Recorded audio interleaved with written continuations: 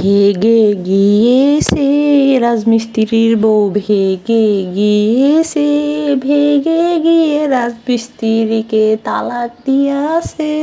ইনশাল্লাহ দিয়ে দিবে। তাই তো কই রাজমিস্ত্রির মনে এত দুঃখ কেমনে আহে, টেনশনে ঘুম আসে না। তারপরে একসাথে সংসার করতে চেয়েছিল, সব কিছু গুছাতে চেয়েছিল, তাও হলো না। হ হ হ হ এইভাবে পারলে পারলে আফসানা পারলে এত শখ করে গলাবাজি করেছিল রাজমিস্ত্রি, সেই রাজমিস্ত্রির গলাটা আফসানা এইভাবে টিপে দিতে পারলো। হ্যাঁ পারলো পারলো পারলো বলো তো। আচ্ছা কমেন্টটা পড়ে নেই। কমেন্টে একটা ভাইয়া লিখে দিয়েছে, আবার রাজের এই সুন্দরী বউ তো চলে গেছে, 2 দিনের মধ্যে ডিভোর্স লেটার দিয়ে দেবে। তারপরে তো আমি তাকে লিখলাম, ও তাই নাকি, কন্টাক্ট মেরে হি হি হি হি হি দাঁতটা গেলায় দিছিলাম। দেখছো না, এই যে কমেন্টটা দেখতেছো না। আসসালামু আলাইকুম। আমি আপনাদেরকে বলেছিলাম যে এটা কন্ট্যাক্ট ম্যারেজ। যদি উনি মানে এই যে ভাইয়াটা কমেন্ট করছে যদি মজাক করে বলে, তারপরেও ওই কথাটা সত্য। আজকে হোক, কালকে হোক, পরশু হোক, নরশু হোক, এই রাজমিস্ত্রি বউ মানে আফসানা একে লাথি মেরে ডিভোর্স দিয়ে দিবে। কারণ এত শিক্ষিত মানুষ, এত ওরে মা গো কী জানি বলে, যাই হোক, এত এত স্মার্ট সেই মেয়ে কি এই ভাদাইম্মার সাথে থাকবে? এটা তো শুধু কন্ট্যাক্ট ম্যারেজ, বুঝেন নাই? আজকে হোক, কালকে হোক, 5 দিন পরে হোক, বা 6 মাসের কন্ট্যাক্টে আইছিল, 6 মাসের কন্ট্যাক্টে আইছে। এখন 6 মাসে দিক সেদিক বাউলা বাউলি করবে, একটা ইউটিউব চ্যানেল খুলবে, তারপরে গোয়া গন হয়ে যাবে। Goa gone, tata bye bye see you. আর রাজমিস্ত্রি তখন আবার দুঃখের স্ট্যাটাস দিবে, দুঃখের ভিডিও বানাবে। তারপরে রাজমিস্ত্রির একটা রক্ষিতা আছে না, খালি দালালি করে, হেকে নিয়ে আবার রাজমিস্ত্রি সুখে শান্তিতে সংসার করবে, বুঝুইন? হ্যাঁ, গতকালকে রাজমিস্ত্রির বউ যাওয়ার সময়, আফসানা যাওয়ার সময়, রাজমিস্ত্রি ব্যাগ লাগেজ এটা সেটা গুছায় দেয়, এটা করব সেটা করব, নিয়ে যাও, হ্যান করে যাও, ত্যান করে যাও। হ্যাঁ, মানে খুব আদর যত্ন করে বউকে পাঠিয়ে দিল। কেন পাঠিয়ে দিয়েছে? ইচ্ছান সামনে যে মানে যেইখানে, তো সেইখানে বউকে আদর যত্ন করে পাঠাই দেওয়ার কাহিনীটা কি? ওই যে কালকে কইতাছে যে অনেক চাইছিলাম সবাইরে একত্রিত করমো, এই করমো, আরামে আইসে থাকমো, হইতাছে না, টেনশনে জীবনটা ভিতর দিয়া উলি পোকার মতো, উলি পোকা না কি পোকা জানি কয়, খায়া খালি করে দিছে। তোর তো তলে উপরেই আলগা, ভিতরেও কিছু নাই, উপরেও কিছু নেই, মানে কিছুই নেই, তুই তো হুদা খালি খোসা। রাজমিস্ত্রির মাই কয় যে হ্যাঁ, এক এক সময় এক একজনের টেনশন দেয়, এক এক সময় এক একজনের টেনশন দেয়। তা খালা তোমার পোলা বিয়ে করে কে? ওই যে কী কয় জানি, সেকেন্ডে সেকেন্ডে বিয়েও করতো না, তারপরে গিয়ে দফায় দফায় বিয়েও করতো না, টেনশনও দিত না। তোমার পোলা দেখি এর আগে কইছো তোমরা টেনশন দাও, এখন আবার তুমি কইতেছো এক একজন এক এক সময় টেনশন দেয়। তো তুমি প্রিন্স মামুনের মতো, প্রিন্স মামুনের মায়ের মতো পোলা ব্যবসা বন্ধ করো, তাহলে তোমার পোলার আর টেনশন থাকবে না, বুঝছো খালা? ওই যে মানে এই কী বলে জানি, ওই জমিদারি চলাফেরা করো না খালা, তাইলে তোমার পোলা টেনশন পাবে না। তোমার পোলার চরিত্রটারে ভালো করো, তাইলে তোমাকে আর টেনশন হইব না। তোমার পোলা লম্পটগিরি করবো, তোমার পোলা কন্ট্যাক্ট ম্যারেজ করবো, তোমার পোলা লোভে লোভে বিয়ে করবো, তোমার পোলা লোভে লোভে তোমরা তোমার পোলারে খালা সাই দিবা, তারপরে তোমরা সেটার ভুক্তভোগী হবে না। হালাল খাওয়া আর হারাম খাওয়া এই দুইটার মধ্যে অনেক তফাৎ আছে, বুঝছো খালা? বড় কথা বলতে এসো না, তোমার পথ পজিশন কি আমরা জানি না? তুমি খালা এত এলিট শ্রেণীর মানুষ হলে তোমার খালা কইতাছি এই কারণে আমার মুখ দিয়ে আর কোনো কিছু আইতাছে না, খারাপ কোনো কথাও তোমার উপরে মানে ইয়ে প্রভাব পড়ে না। সুতরাং তোমাদের কইয়া মুখটা খারাপ করতে চাই না। বিশেষ করে মুরব্বী সাথে তো আমার মানে এই সমস্ত কথা কইতেই তো ঘৃণা লাগে, যে একটা মুরব্বী মানুষ যার চুল পাইকা জুনা হয়ে গেছে গা, তার তো এই সমস্ত জানার দরকার যে পাপ করলে পাপের ইয়াও করতে হবে। এটাও তো বুঝবো না, কারণ নামাজ কালাম তো কেউই পড়ো না, তুমি পড়ো না খালা, তোমার স্বামী পড়ে না, তারপর তোমার যে ছেলের কামাই খেতেছো সেই কামাই মানে হে পোলাও করে না, দুনিয়ার বন্ড। তোমার নাতি কইছে খালা, তোমার বড় পোলার যে মাইয়াটা আছে না লাবণী, ওই লাবণী বলছে। আর কি লজ্জা দিলে খালা একটু চুপ হইবা, কটকটানি কমায় মুরগির মতো কটকট কটকট কমায় করো। তো তোমার ঘরে যে একখান মাইয়া হইছে, ওই যে এই যে হুজুরটার বউ, হ্যাঁ দি ভালোই, ওই যে পরিবেশ ভালো পাইছে, যে স্বামী ভালো, যে এর জন্য গিয়ে মাইয়াটাও ভালো হয়েছে। তোমার পেটের থেকে যে কি বাইরেছে দুইটা পোলা, আরে আল্লাহ খালা আর কইও না। তা খালা তুমি বড় কথা কইতেছো না। আচ্ছা দর্শক শুনেন, আপনার ঘরে কই আমি, সেটা হইতেছে যার বউ, ধরেন একটা নতুন বউ বিয়ে কইরা সবে মাত্র মনে হয় 1 মাস কয়দিন হয়েছে মনে হয়, নাকি 20 দিন না 2 মাসের কাছাকাছি, যাই হোক। তা এই সময় বিয়ে হয়েছে, এখন একটা ঈদ সামনে, সেই ঈদ সামনে রাইখা ঈদের আগে কিভাবে কি বলে জানি মার বাসায় যায় বা বাবার বাসায় যায়। হ্যাঁ, এটা হইতে পারে যে কইতে পারে যে কাজকাম সাইরা তারপরে আসো। আর যে মায়ের অসুস্থতার কথা বইলা যে ঢাকায় আইছে, আজকে আমাদের কি ডাক্তার এইটা সেইটা ঢাকা শহর চিনায়? আপনার যদি কোনো টেস্টের থাকে, হ্যাঁ রোগী দেখে টেস্ট করে, আজকে আপনার টেস্ট করবেন, কালকে 12টার দিকে আপনাদেরকে রিপোর্ট দিয়ে দিবে।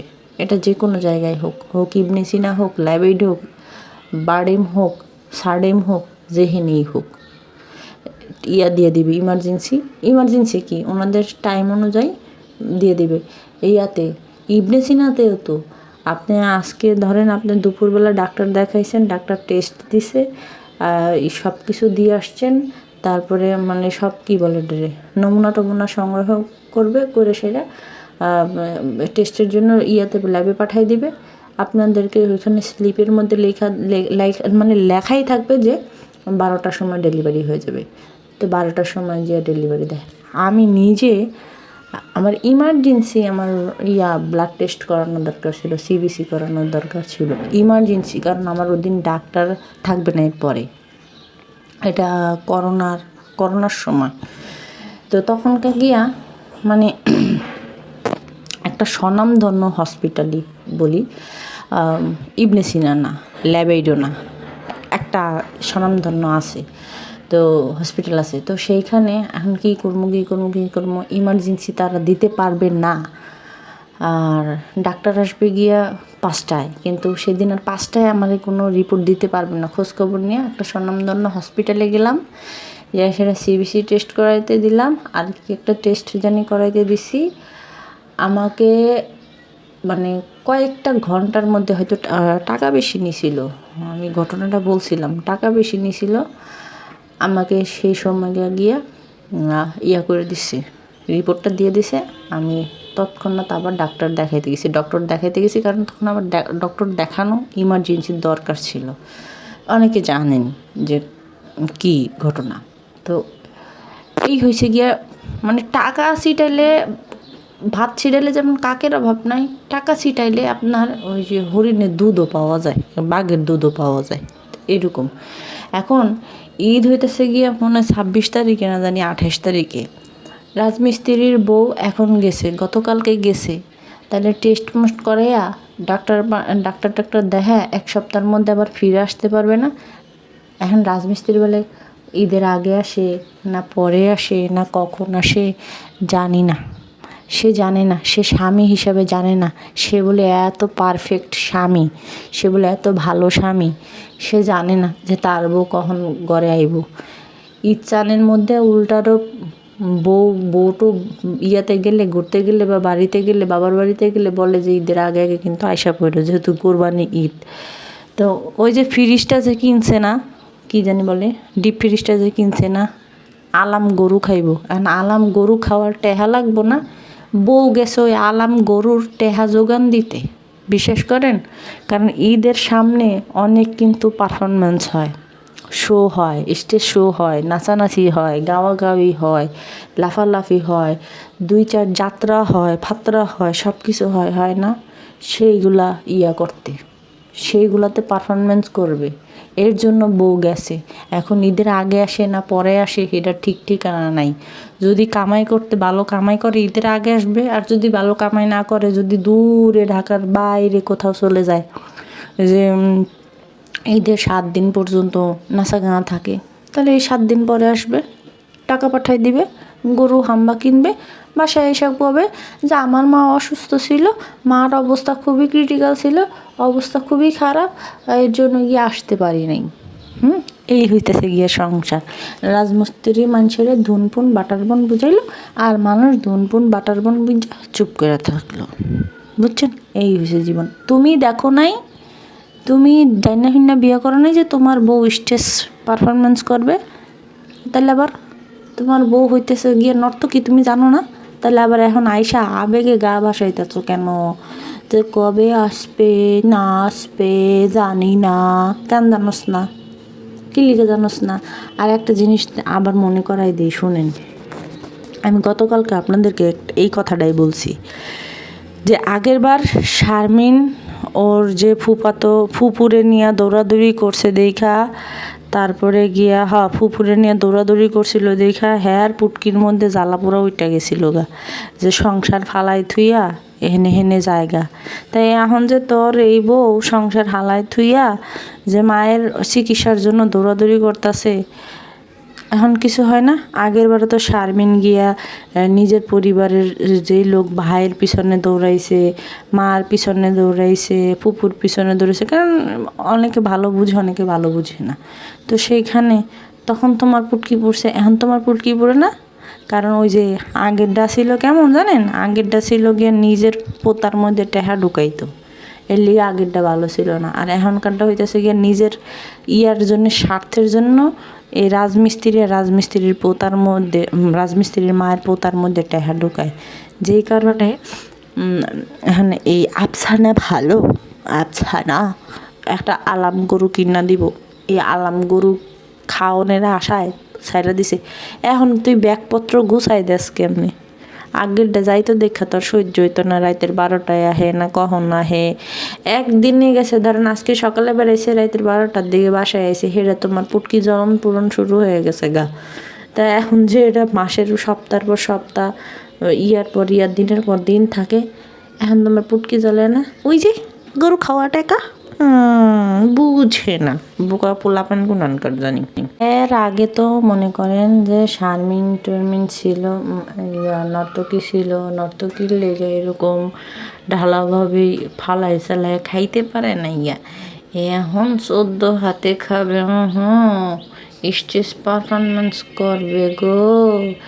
1 ঘন্টা 2 ঘন্টায় রাজমিস্ত্রি তো নিজেই কইছে যে আমার বউ কিন্তু 500টাকার সিঙ্গার না, তার বউ কিন্তু 500টাকার না, শোনো ভালো মালখোর ধরে, বুঝছো?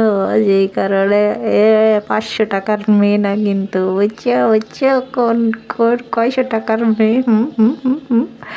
তা এখন ওই 500টাকার না 1000টাকার মেয়ে দেখা, এই জন্য একটু মাথায় তুলে রাখতে হয়, রাখে না হলে তো মনে করো যে যাবে গা। আর একটা চ্যানেল খোলার জন্য রে বাইরে ভাই কি পরিমাণের পাগল হয়েছে, চিন্তা। এত তারা কিসের? আমি শুধু একটু জানতে চাই, এত তারা কিসের? প্রথম দিন যখন এই মাইয়ার সাথে মোহাম্মদপুর যায়, মানে কই জানি যায় দেখা করে আইসে, এই ছেলের মা ছিল।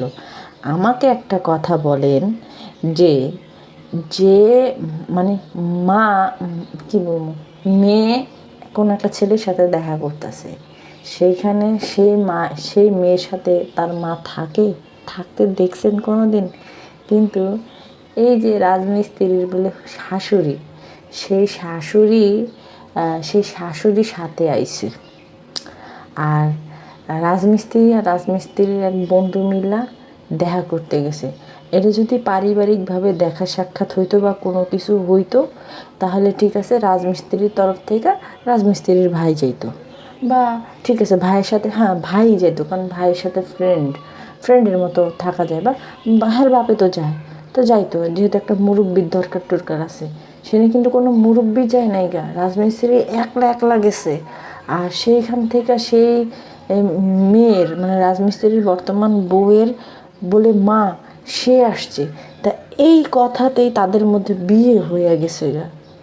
আপনারা ভাবেন কিছু, যে একটা মা তার মেয়েকে দিছে, বিয়ে দিবে, সেই মেয়ের জাতপাত দেখা তারপরে সে মানে সেই ছেলের জাতপাত দেখা দিবে না? ওই টিকটিকিও কয় ঠিক ঠিক। তো সেইখানে সেই আগে গেছে না পরে গেছে সেটা তো দেখায় নাই, ক্যামেরাতে তারা দেখায় নাই কেন? তাদের ভিতরে এত গাফালতি ছিল কেন? তো গাফালতি ছিল, এই গাফালতি না গাফিলতি, ওকে যাই হোক, গাফালতি আর গাফিলতি একই। এই মানে এই আমি অশুদ্ধ করেও কথা বলতে পারি না, প্লিজ এটাতে কোনো কিছু মনে করবেন না। তো এই গাফিলতি করতে গিয়া যেটা হইতাছে, ওরা অনেক কিছু কিন্তু এখানে হাইড করছে, যেটা কিনা অনেক মানুষে বুঝছে, অনেক মানুষ বুঝে নাই। দেখেন, স্বাভাবিকভাবে আপনি যখন একটা পরিবারের সাথে একটা যে কোনো একটা সম্পর্কে আবদ্ধ হইতে যাবেন, দুইটা পরিবারের কিন্তু একসাথে থাকে। সেইখানে ঠিক আছে, ওই মেয়ের মা নাই বা ওই মেয়ের পরিবারের কেউ নাই, এর জন্য কি আসে নাই? তাহলে বিয়ের দিন রাজমিস্ত্রির বউয়ের সাথে আরেকটা লোক ছিল, আর মার সাথে আরেকটা লোক ছিল, ওই মেয়ের বিয়ের সাথে আরেকটা লোক ছিল, ওই লোককে। আর ঠিক আছে, ভাই পরিবারের কেউ নাই, খালি মা কেন এই বিয়েতে উপস্থিত ছিল? আর কেউ না কেন? যেহেতু বড় ভাই বাহিরে আছে, বড় ভাই বাহিরে, তো পরিবারের আত্মীয় স্বজন কি কেউ নাই? মামা, চাচা, খালু এইগুলা নাই? কেউ নাই, একদম হুদাহুদি আইসা বিয়ে বসে। এগুলা কি দাঁড়ায়? এখানে কি প্রশ্ন কি আসে না যে তাহলে এর কি আর কোনো আত্মীয় স্বজন নেই? কি রোহিঙ্গা মানে একদমই খালি, যে কেউ নাই? নাকি গিয়া এদেরকে পরিবার থেকে বয়কট করছে, যে এরকম উগ্র শ্রেণীর লোক বা ভালো না, এর জন্য গিয়ে এদের সাথে আমরা চলি না? অনেক পরিবার আছে দেখেন যে বেশি উশৃঙ্খল বা খারাপ। তিশারদের কথাই ধরেন না, তিশার সাথে কয়টা ভালো মানুষ চলে? তো তেমনিতে দেখেন, নিজে নিজে যায় বিয়ে ঠিক করে আইছে বা নিজে নিজে করছে, তো এই ইয়া করছে, মানে দেখা দেখি কি করছে না করছে, এটা কিন্তু কেউ কারো ভিডিওতে, মানে রাজমিস্ত্রি কিন্তু এগুলো কিন্তু দেখায় নেই। হ্যাঁ, মানে ওনাদের ভালো লাগছে, উনি সেদিন যা মেয়ে দেখাইছে, মেয়ের মা ছেলেরে দেখছে, দেখে ছেলের হাতে উঠাই দিছে। মানুষের মেয়ে কি এত বেশি হয়ে গেছে যে দেখছি রাস্তার মধ্যে একটা পোলারে দেখছি, এই পোলার হাতে আমার মাইয়া দিয়ে দেবো, এরকম হয়ে গেছে গা? এখানে নিশ্চয়ই ঘাবলা আছে। ওই যে কন্ট্যাক্ট ম্যারেজ, এটা 100-তে 100 আপনারা মনে রাখেন। এখন আবার বলতেছে যে চ্যানেল মনে হয় খুলবে না, এটা বলতেছে অনেকের। ইয়ে করলাম, দেখলাম যে চ্যানেল মনে হয় খুলবে না। এটা এখন চ্যানেল খুললে আবার ভিন্ন রকম প্রশ্ন হবে। কেন জানেন? চ্যানেল খুলছে, ভিডিও দিতেছে না। আর চ্যানেল খুললেই আফসানার ভিডিও দিতে হবে, আর যদি ভিডিও না দেয় তাহলে এটা একটা প্রশ্ন থাইকা যাবে যে ভিডিও কেন দিচ্ছে না, কিছু একটা লুকাইতেছে, কিছু একটা করতেছে। এটা কিন্তু জনমনে কিন্তু এটা একটা প্রশ্ন, বড় একটা দানাকসানা বাইন্দা যাবে যে এই এই কাহিনী কেন ভিডিও দিচ্ছে না, নিশ্চয়ই এর পেছনে কোনো কাহিনী আছে। ঠিক আছে, যে কারণে এখন চ্যানেল খোলা দিবে না, এটা মনে রাখেন। আর আমি যেটা বলি, সেটা আমি যেটা আন্দাজ করি, সেটা 100-তে 100 মিলা যায়। হ্যাঁ, এখন আবার আমি রাজমিস্ত্রির নিয়ে ভিডিও দিই না। এখন আবার রাজমিস্ত্রির যে একটা রক্ষিতা আছে না, এই রক্ষিতাটা চেতাচেতি শুরু হয়ে গেছে গা। এই রক্ষিতাটা হেনে হেনে কয়ে কয়ে বলে বেড়াইতেছে যে আমি বলে ওনাদেরকে নিয়ে বলে গোতাগতি করি। ভাই, আমি তো আমার চ্যানেলে গত 1 বছর ধরে কোনো ভিডিওই দিই নি গা, বেশিরভাগ ক্ষেত্রে ভিডিও দিই না। আর ভিডিও দিলে যা অন্যদের কথা কইছি, রক্ষিতার কথা তো আর বলি নাই।